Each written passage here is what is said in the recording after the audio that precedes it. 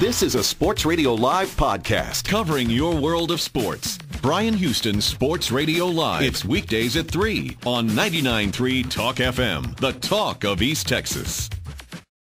Grave, if all that I read is correct. It's what it sounds like, and no matter what, that is just... I know how excited you are to talk to him, because that is just a great story as far as being able to turn around what was just a very ugly situation. Yeah, beyond ugly. Yes, I'm trying to find the right words. Nothing strong enough. I mean, literally, this guy, should have been the guy that rescued SMU from the death penalty, and maybe he did. But even then, that was a job that was almost impossible. So, anyway, we're going to be talking to him in just a few minutes. We also have a number of interviews that took place last night at the Texas Sports Hall of Fame banquet, and David Smoke had done some of those for us. So a little bit later on, you're going to hear from Lovie Smith, the Chicago Bears coach from Big Sandy. We're also going to hear from Andre Ware, the former Houston Cougars quarterback who won the Heisman. Mm-hmm. I remember when he put up 95 points against SMU, speaking of. Did you see that SMU documentary, the 30 for 30? Yes. The Pony Express? Yes. That's one of the games they highlight was when U of H just thrashed them. And they were not allowed on television at the time, so the only way you saw Andre Ware that year was just on highlights. Right. And, when he throws 17 touchdown passes in an evening, you thought, that's a pretty good highlight. Another day at the office. Well, in the meantime, we are going to talk right now on the APEC VIP hotline, cutting-edge training for the serious athlete, apecgo.com, with a gentleman who is an author. He is a motivational speaker. He also runs an executive search firm that helps find coaches and athletic directors for universities, and he's based out of Plano, I believe, and his name is Bob Beaudine. How you doing, Bob? Hey, Bryan, how you doing? Doing very well. Thank you very much for being on the show today. You were on our friend David Smoke show a couple of days ago, and we wanted to talk to you and kind of hear the story. First of all, we have basically described you as the guy that may have been single-handedly responsible for pulling the Baylor athletic program out of the grave. Would that be a fair assessment? I'll tell you what, I think it's almost a David and Goliath story.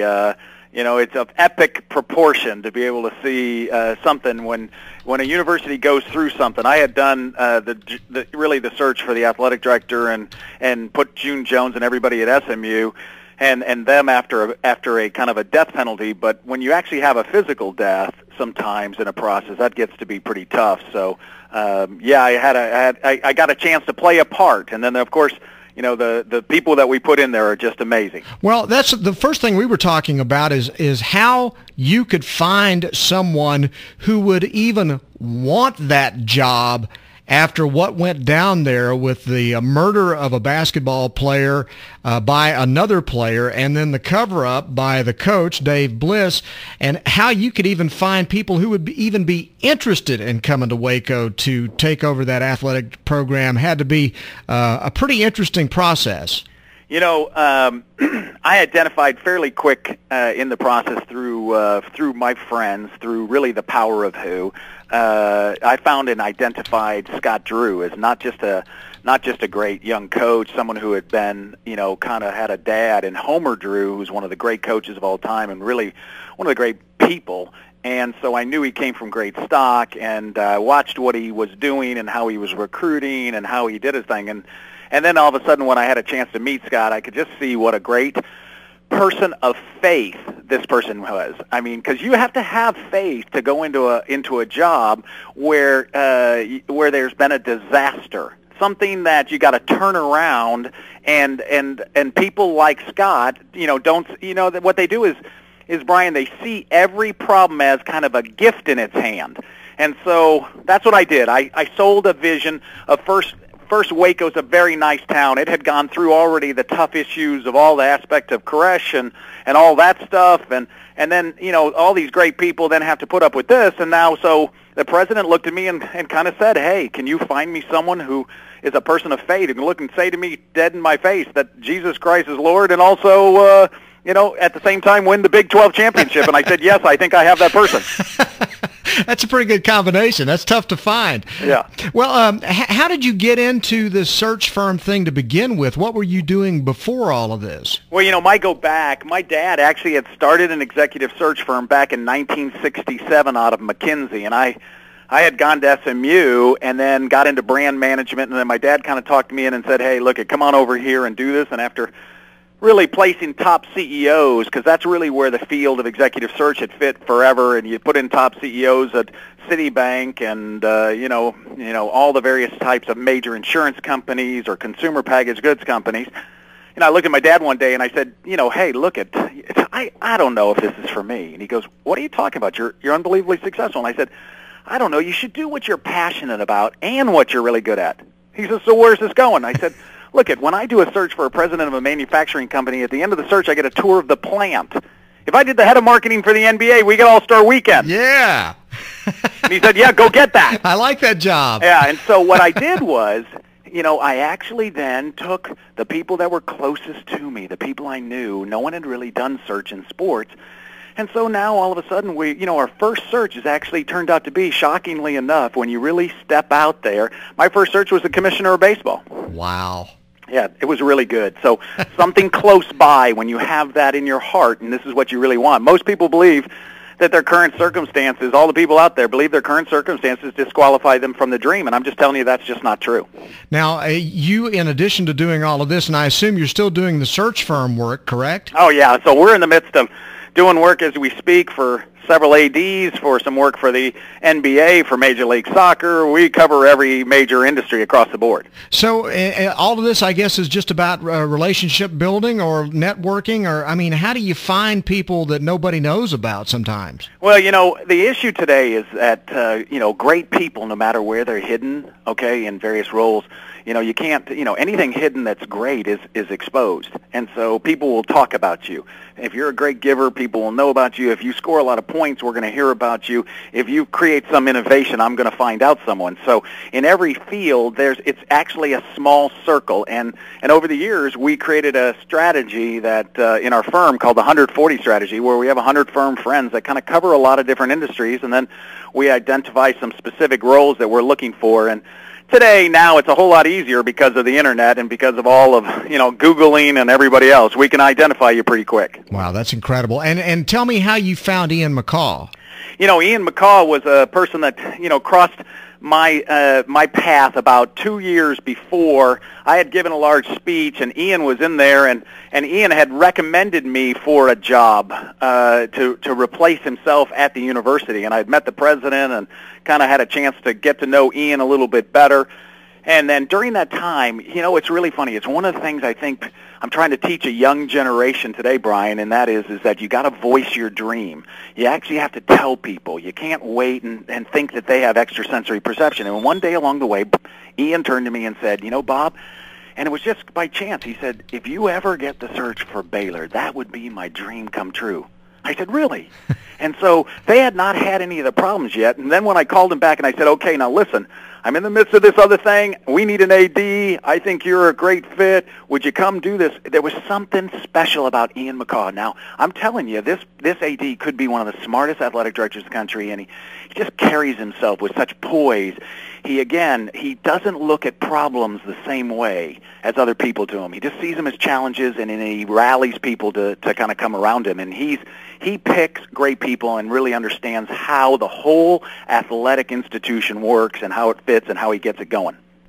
It has to be very gratifying then, after seeing what you've done and your part in this, to see Baylor now at a place where it's never been in the history of its program, where it's football, it's basketball, everything is just going so well right now for them.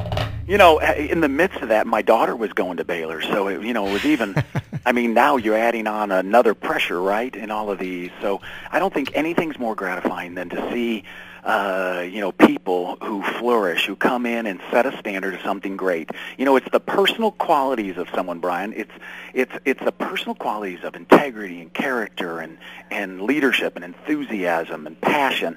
You gotta say, hey, look, together. It's two people, and of course that's where it was when it started. It was Ian and Scott just kind of saying, listen, the two of us, and the energy between two is what really makes great teams and organizations. It makes great marriages. It hits across the board. That's great stuff. Now, you have a book out and a workbook that goes with it and a full-blown program that I think that you take out and do presentations with called The Power of Who. Tell me a little bit about that. I get, for years, I get 52,000 resumes, each year from people who are seeking something else and kind of missing something more. So they send in this resume, dear recruiter, to, dear sir. Dear recruiter, that's an oxymoron, isn't it? And so they're not really, they've been taught when they're out of a job, and of course we have 16 million people out of a job, and these people won't go to their friends. So they're humiliated that they're in this spot, and so they don't know where to turn. So they turn to a thing called networking, and I think networking's crap. It's handing out business cards to strangers. It's faceless websites. It's sending in these ridiculous things and mass emails and cold calls. And of course, people, if they don't know you, they don't trust you, it doesn't go anywhere. So I couldn't write a book called The Power of Friendship because that's right. I got 5,000 people on Facebook that are my best friends. Yeah. So I had to create a new word for it, your who, the people who matter most in your life. And so the premise of the book, which is so interesting, I really didn't write a book, I wrote more of a movement, and that was that what if each of us were given specific people in our lives to help us in ways we never imagined? And what if these people aren't happenstance acquaintances? What if they were strategically given to you to help you find that place in life you always dreamed about? And so I think people miss destiny. What if finding your next job or helping your mom get into a hospital or getting your kid into a school isn't about who you don't know, but whom you've neglected, your friends? Mm-hmm. And so in the process of going through this program now, or going to hear you, and there's a workbook that goes along with this. Tell us what it teaches you then. Well, at the end of the day, what I'm going to teach you is that you get 12 friends, 3 close, 1 best, and so you got to actually stop and reconnect. Men after the age of 35 stop having new friends. I mean, they keep the old ones, but we're out just touching so many people that we're so surface. What I try to explain is there's a hierarchy of thought, and if you can grasp it, this is so amazing. It's like getting the test answer before the test. So anybody out there who's looking and trying to get a job, you need to start to think about these 4 things. The first thing, and these things are what the person sitting across from you, the hiring officer, the president, no matter what it is you're looking for. First, do I know you? 2, do I like you? 3, do you understand my needs, and are you the best for me? So those are 4. Know you, like you, understand your needs, and are you the best? And here's what comes down to. Everybody starts at the bottom of the hierarchy, and they come in and sell the best. The only problem is I don't know you. I don't pick up the phone at 6:30 and buy credit cards, do you? No. No, and then they come in and they sell, hey, I understand your needs. Does your wife let a man understand her needs if she didn't know him? No. Okay, so then they say, I can get this person to like you, and they're going to like me no matter what. So they look around the office like they can come up with golf or something. But the interview, when you meet someone you don't know, how many minutes do you give them? Oh, and nowadays it seems like it's less than 15. Exactly, it's a minute and a half. Yeah. And so at the end of the day, this is about being known. And so wouldn't it be logical that if Bryan, if I knew one of your best friends and he said Bob Beaudine's the guy that you ought to know, I'm in. I get a chance to come in, and now I'm at the right zone because the power of favor starts to talk to us, and immediately you give me a chance to like because we're off of the friends. We're past the 5-minute zone, okay? And now we can start talking about real needs, and for the first time you're listening. And so that's what people need today. 87% of all jobs are placed by one friend. Why? Because references, endorsements, and testimonials are your greatest allies. And all over the world, we've been taught the opposite. And that's what college kids, 70% of college kids can't get a job. So moms and dads, gee, if I'd do anything, I'd get the book just so I get my son or daughter stopping and out of the house so they stop playing Game Boy. Oh, man. So you basically have just rewritten the old phrase, it's not what you know, it's who you know. Exactly. And what I tell people is even better. The Beatles said, help, I need somebody. Help, not just anybody. Perfect. Yeah, you've got to have somebodies in your life, and you know what? They're standing next to you. They're at your church. They're your coaches, your teachers. They're people that you see because you just don't see your family and friends because we've been taught that friends and business are taboo. And so let me ask you. So let me get this correct. We're supposed to work with people we don't know and don't trust? No, that's not going to work out at all. No. So because of these Ponzi schemes and Madoff strategies, we're told to disclose friendship as evil instead of declaring it as great. And I can tell you, in Tyler, do they do that? No. No. No, people in Tyler are just unbelievable people. And the answer is, you got to be a nice person. You got to be a person of character and integrity. And if you have that, and you have some friend of yours that you went to church with, you have somebody next to you, and they give you a good recommendation, well, then you got a really good shot today. But you got to ask your mom and dad for help. You got to ask your friends for help. And, of course, that's where we've been fooled. And, of course, I'm showing something that's actually radically different from what the world's teaching us today. And, as a search guy, everybody in the world wants to get into sports. Everybody wants to be the next coach. And everybody wants to get to this. But listen, if there's 7 people, that's what the USA Today says, in every line, in every single job, why wouldn't you just use someone you know, just at least get you in there? Yeah, exactly. Just at least an intro. You have to. Of course you do. You have to. And that's what we can do. So somewhere along the line, I again tell people is at the end of this whole aspect is if you want your dreams to come true, you got to start helping other people get their dreams. And so this new workbook of mine goes even deeper. Starts to show you who your friends are, what you're called to do, and then how you could create a who group. So let's just say that Chuck and you and I are now in a little group. And then what if we took a day today and said, okay, so all we're going to do is listen to Bryan and see what his problems are, what he wants to do, what's happened to his family, what is he looking to do, does he need tickets, does he need something? And then what if we unleash the power of who on him? What if I said everything that I have, all my contacts, I'm just giving to you? Well, we can do that today. We can do it in churches. We can do it in clubs. We can do it in business. When I go around businesses don't even do best practices with each other. 18% of businesses at New Gallup poll promote friendship in their company. Wow. That means 82% don't. That's crazy. And if you had one friend, just one, you're 40% more productive. Amazing, isn't it? And I wish this wasn't Dr. Seuss simple, and yet we're still getting in line. The top 1% of the country, the Huffingtons and the Kennedys and the Bushes and the Carnegies and the Mellons, they've done everything with friends and family, and then they told us over here to get in line and get online and fill it out. Because they don't want you to know the secret. Doing? They don't want you to know the secret. No, they don't want us to know.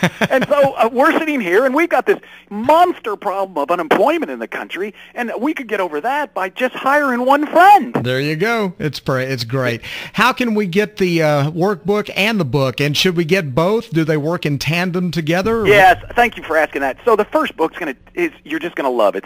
I wrote it in a story form because I know how hard it is for people, so I got to make you laugh and cry and show you some things. And then, of course, workbook is going to actually get you to force you to declare your friendships and to activate them and invest in them. So I got them all on www.powerofwho.com. I've got a spot where I'm giving pricing right if they'll do the duo.